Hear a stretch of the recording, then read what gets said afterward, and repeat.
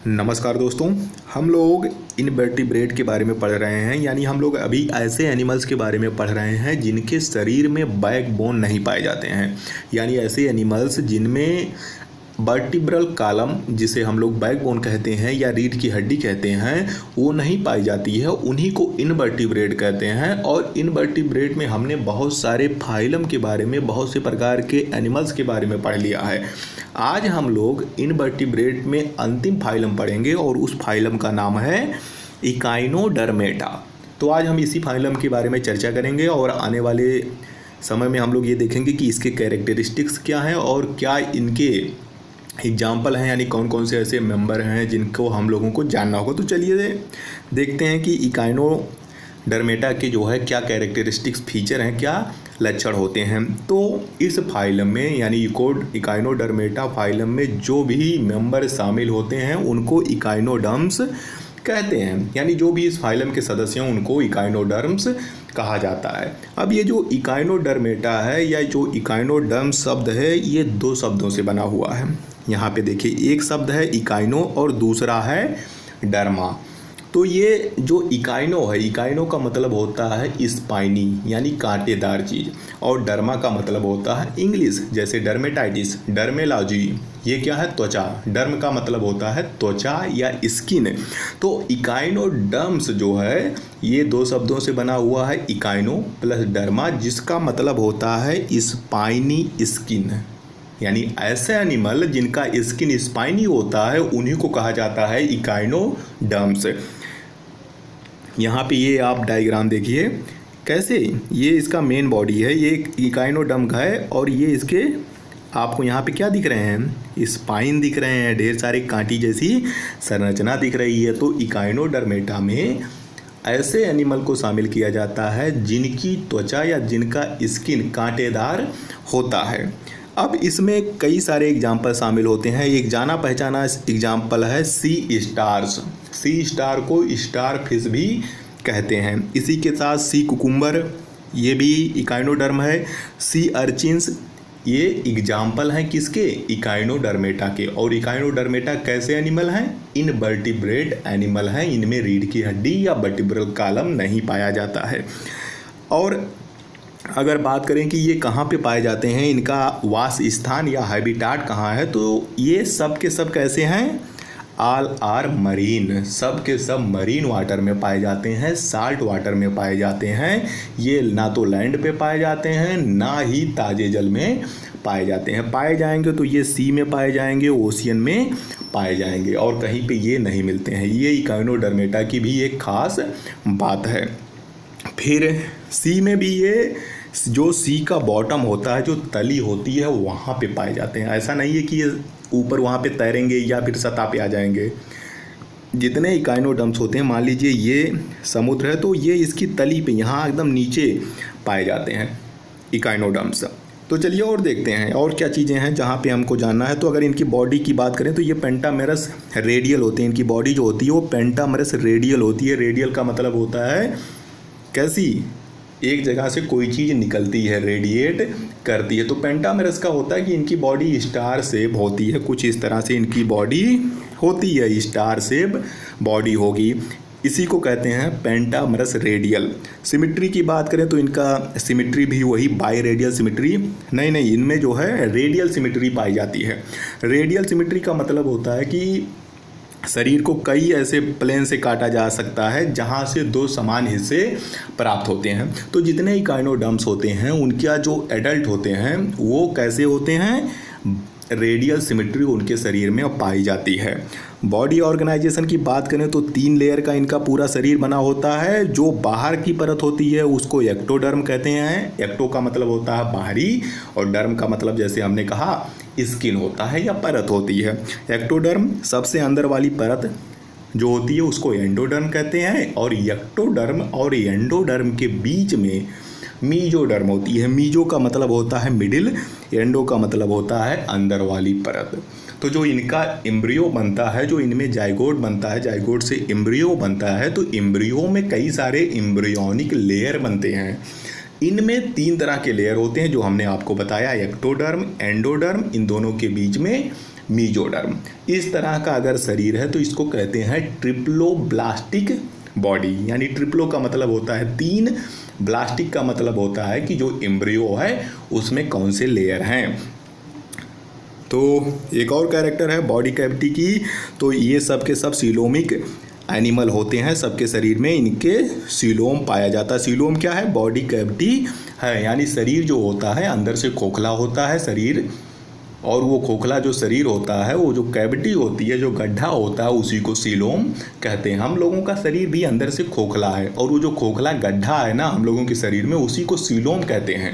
उसी सीलोम में, हम लोगों के सीलोम में या किसी भी एनिमल के सीलोम में, उसमें जो शरीर के इंटरनल ऑर्गन होते हैं वो सब के सब फिट होते हैं। हम लोगों का इंटेस्टाइन, हम लोगों का किडनी, हम लोगों का जो है लंग्स, फेफड़ा, हार्ट, ये सब के सब एक कैविटी में पाए जाते हैं। वो कैविटी का नाम ही है सीलोम, और इस सीलोम में ढेर सारा तरल भरा होता है जिसको सीलोमिक फ्लूइड कहते हैं। तो इनमें भी बॉडी कैविटी पाई जाती है, सीलोम पाया जाता है एंडोडर्म में भी।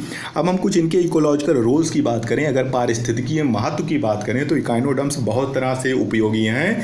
पहला चीज़ है कि फूड ऑफ सोर्स के रूप में बहुत सारी जो समुद्री जीव होते हैं, जो मछलियाँ होती हैं, इकाइनोडर्म्स को भोजन के रूप में यूज करती हैं। दूसरा, इसमें कुछ प्रेडेटर होते हैं। प्रेडेटर का मतलब होते हैं शिकारी। तो कुछ इकाइनोडर्म्स जो होते हैं वो शिकारी होते हैं। वो शिकारी का काम है पॉपुलेशन को कंट्रोल करना। अगर मान लीजिए जंगल में शेर या टाइगर ना हो तो हिरणों की संख्या बहुत ज़्यादा बढ़ जाएगी, और अगर हिरणों की संख्या बहुत ज़्यादा बढ़ जाएगी तो क्या होगा? सारे हिरन जितने होंगे वो पूरा घास, जितना जो है वेजिटेशन होगा, जितनी वनस्पतियाँ होंगी, खा के ख़त्म कर देंगी। जंगल ही ख़त्म हो जाएगा बेटा। तो पॉपुलेशन को कंट्रोल करना बहुत ज़रूरी है। तो प्रेडेटर का ये काम होता है कि जिसका वो शिकार करती हैं उनकी संख्या को वो नियंत्रित रखती हैं, उनकी संख्या को एक लिमिट से ज़्यादा बढ़ने नहीं देती हैं। तो ये भी प्रेडेटर होते हैं। तो समुद्र में जो है ये कुछ इकाइनोडर्म्स जो होता है प्रेडेटर की भूमिका निभाते हैं, और समुद्र में जो होता है कुछ जीवों की पॉपुलेशन को कंट्रोल करते हैं, उनको बहुत ज़्यादा बढ़ने नहीं देते हैं। और पॉपुलेशन कंट्रोल होना बहुत ज़रूरी है। जैसा कि हम लोग इस समय देख रहे हैं पूरे विश्व में पॉपुलेशन एक्सप्लोजन की स्थिति है। सो ये चीज़ ज़रूरी है। फिर हम बात करते हैं कि इनका एक और रोल है कि रिसाइकलिंग ऑफ न्यूट्रिएंट। जो इकाइनोडर्म्स होते हैं, चूँकि ये बॉटम पे पाए जाते हैं, जो सी होता है उसके बॉटम पे पाए जाते हैं, और बॉटम पे ही जाके सारा न्यूट्रिएंट, सी अगर जितना भी मरीन वाटर होता है या कोई भी वाटर बॉडी होती है, उसमें जो भी न्यूट्रिएंट होता है वो नीचे जाके बॉटम पे इकट्ठा होता है। चूँकि जितने इकाइनोडर्म्स होते हैं वो पाए जाते हैं सी के बॉटम पे, और इनका एक और काम है कि ये जो न्यूट्रिएंट होती हैं उनके रिसाइकलिंग में भी महत्वपूर्ण भूमिका निभाते हैं। देन इनसे कुछ केमिकल्स प्राप्त होते हैं जो एंटी कैंसर या एंटी वायरल होते हैं। कुछ इनकी बॉडी से जो होता है कुछ केमिकल्स निकलते हैं। उन केमिकल का क्या प्रयोग है? कुछ तो एंटी कैंसर हैं, यानी कैंसर के उपचार में यूज होते हैं। कुछ जो हैं एंटी वायरल हैं, यानी वायरस के खिलाफ यूज होते हैं। तो ये कुछ बातें हो गई जो इनके इकोलॉजिकल रोल से जुड़ी हुई हैं। चलिए और चीज़ें देखते हैं। यहाँ पे 3 सिमेट्री आपको देखने को मिल रही है, bilateral symmetry, radial symmetry and spherical symmetry. इन तीनों को देख के आप देख सकते हैं कि इनका मतलब क्या होता है। बाई रेडियल का यहाँ पे थोड़ा सा और आप लोगों को बता दें। बाई रेडियल का मतलब क्या होगा कि शरीर में एक ही ऐसा प्लेन है जिसको अगर बीचों बीच से काटा जाए तो शरीर के 2 समान हिस्से प्राप्त होंगे। लेफ्ट वाला हिस्सा, राइट वाला हिस्सा, दोनों हिस्सा एकदम समान है। हम लोग भी बाइलैटरल सिमेट्री वाले एनिमल हैं। और अब इस बाइलैटरल सिमेट्री वाले में आप शरीर को चाहे जहाँ से काटेंगे 2 समान हिस्से नहीं मिलेंगे। अगर आप कहते हैं कि इससे काट दीजिए तो क्या दोनों हिस्सा समान है? नहीं, इधर मुंह है इधर पूंछ है, दोनों हिस्सा समान नहीं है, दोनों में बहुत ज़्यादा अंतर दिखाई पड़ेगा। रेडियल सिमेट्री का मतलब है कि एक से ज़्यादा ऐसे प्लेन हैं कि अगर वहाँ से काटा जाए तो शरीर के 2 समान हिस्से प्राप्त होंगे। स्फेरिकल सिमेट्री मतलब अनगिनत प्लेन है कि कहीं से भी काटोगे, अगर बीचों बीच से काटोगे तो 2 समान हिस्से प्राप्त होंगे। तो ये रही कुछ सिमेट्री के बारे में। चलिए और आगे बढ़ते हैं। डाइजेस्टिव सिस्टम की बात करें, चूँकि ये सब के सब एनिमल हैं, इकाइनोडर्म्स, हम एनिमल्स की बात कर रहे हैं, और जितने भी एनिमल्स होते हैं उनमें जो होती है डाइजेस्टिव सिस्टम तो पाया ही जाएगा। अगर हायर एनिमल है तो उसमें डाइजेस्टिव सिस्टम होगा, और डाइजेस्टिव सिस्टम का काम है कि हम जो कुछ भी खाते हैं उसका डाइजेशन करना। जैसे हम खाना खाते हैं, खाना का जो क्या होगा शरीर के अंदर जाएगा, डाइजेस्टिव सिस्टम में जाएगा, और उस खाने का क्या होगा, डाइजेशन होगा। जाहिर सी बात है, और जो डाइजेशन होगा शरीर उसको जो है चूस लेगा और उससे शरीर का निर्माण होगा। तो इनमें जो डाइजेस्टिव सिस्टम होता है वो कंप्लीट होता है, कंप्लीट डाइजेस्टिव सिस्टम होता है। और कंप्लीट का मतलब ये है कि जो एलिमेंट्री कैनाल होगी, जो डाइजेस्टिव सिस्टम होगा, उसमें माउथ और एनस सब पाए जाएंगे। यानी शुरुआत होगी एलिमेंट्री कैनाल की माउथ से और एंड होगा एनस से। कुछ ऐसे एनिमल्स होते हैं जिनमें डाइजेस्टिव सिस्टम कंप्लीट नहीं होता है, इवन यहाँ तक कि डाइजेस्टिव सिस्टम पाया ही नहीं जाता है। जैसे प्रोटोजोआ की बात कर लो, पोरीफेरा की बात कर लो, इनमें डाइजेस्टिव सिस्टम होता ही नहीं है। कुछ ऐसे होते हैं जिनमें डाइजेस्टिव सिस्टम होता है लेकिन वो कंप्लीट नहीं होता है।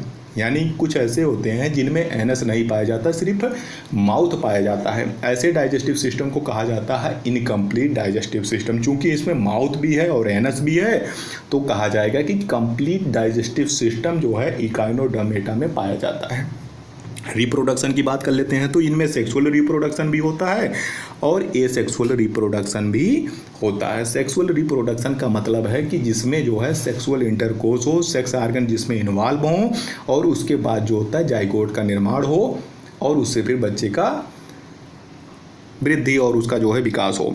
तो सेक्सुअल की अगर बात करें तो ये जो होते हैं इकाइनोडर्म्स, ये डायोसियस होते हैं। डायोसियस का मतलब है कि इसमें मेल और फीमेल अलग अलग होते हैं। कुछ ऐसे एनिमल्स होते हैं जिनमें एक ही शरीर पे मेल और फीमेल सेक्स ऑर्गन दोनों पाए जाते हैं। ऐसे एनिमल्स को कहा जाता है मोनोईसियस। मोनो का मतलब होता है सिंगल, ईसियस का मतलब है कि एक ही एनिमल पे मेल और फीमेल दोनों हों। चूँकि इनमें मेल और फीमेल दो अलग अलग एनिमल पे पाए जाते हैं, इसलिए इनको डायोसियस कहा जाता है। डायो मतलब दो अलग अलग जीवों पे होगा। एसेक्सुअल रिप्रोडक्शन जो होता है वो रीजनरेशन के द्वारा होता है। रीजनरेशन का मतलब होता है कि शरीर का कोई हिस्सा अगर टूट जाए या किसी तरह से नष्ट हो जाए तो वो अपना हिस्सा जो है फिर से उगा सकता है, फिर से उसका निर्माण किया जा सकता है। जैसे यहाँ पे आपको दिख रहा है स्टारफिश, अगर स्टारफिश का एक आर्म टूट जाए किसी भी वजह से, बाहरी आघात लग जाए या कहीं पे दुर्घटना हो गई, टूट गया उनका एक हाथ, तो इनमें ये क्षमता होती है कि अपना हाथ फिर से उगा सकते हैं। इसी को कहते हैं रीजनरेशन। तो रीजनरेशन की क्षमता इकाइनोडर्म्स में पाई जाती है, हम लोगों में नहीं पाई जाती है। हम लोगों का हाथ टूट गया तो टूट गया, ठीक है, जुड़ तो जाएगा, लेकिन अगर हाथ कट गया, पूरा अलग हो गया, तो वो फिर से नया नहीं उगेगा।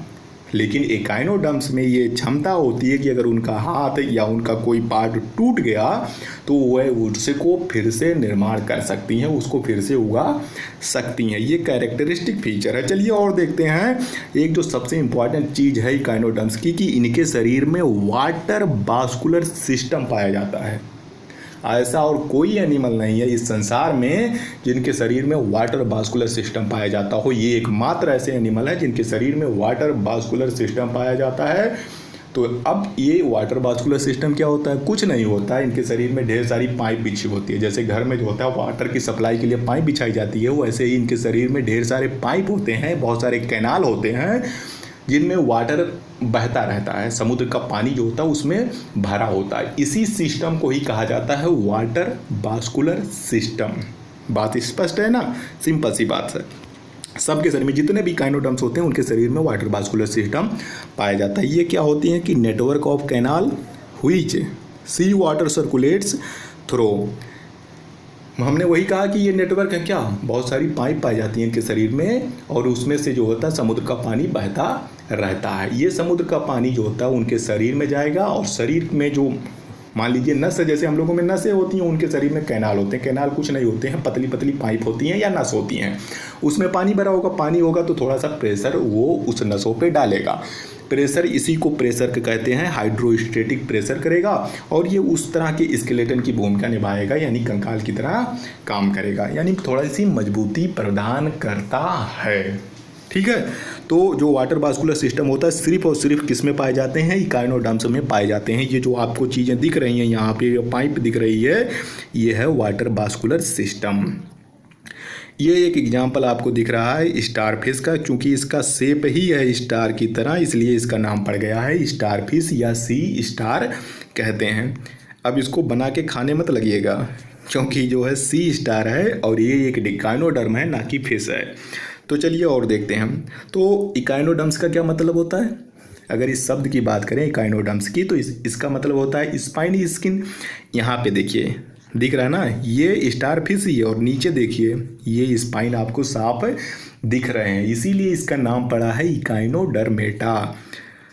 ओहो, ये क्या हुआ? ये तो स्टार फिश जो है शिकार हो गए। चलिए आगे देखते हैं। ये है सी कुकुम्बर, नहीं ये सी अर्चिन है। क्या है ये?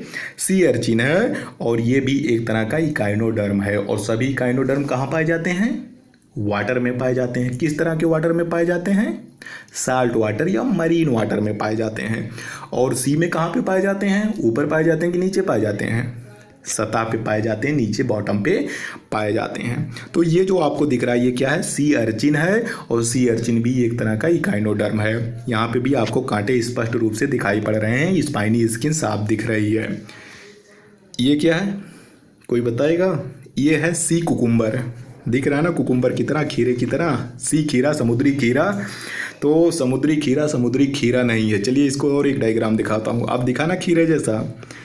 ये है सी कुकुम्बर, और सी कुकुम्बर नहीं है, खीरा नहीं है, बल्कि एक एनिमल है। अब ऐसा ना हो कि सी कुकुम्बर मिल जाए और सलाद बनाना शुरू कर दो ठीक है, क्योंकि ये प्लांट नहीं है, एक एनिमल है। इसका शरीर हाँ खीरे जैसा दिखता है, इसलिए इसका नाम कर दिया गया सी कुकुम्बर। यहाँ पे भी एक और डायग्राम आपको मिल रहा है। ये है सी लिली। सी लिली भी एक इकाइनोडर्म है। इसका जो स्ट्रक्चर होता है वो कुछ दिखता है कि हाँ लिली जैसा, लिली फ्लावर की तरह दिखता है, इसलिए इसका नाम कर दिया गया सी लिली। और सी लिली भी कोई फ्लावर या प्लांट नहीं है, बल्कि एक एनिमल है। और वो एनिमल किसको बिलोंग करता है? फाइलम इकाइनोडर्मेटा को।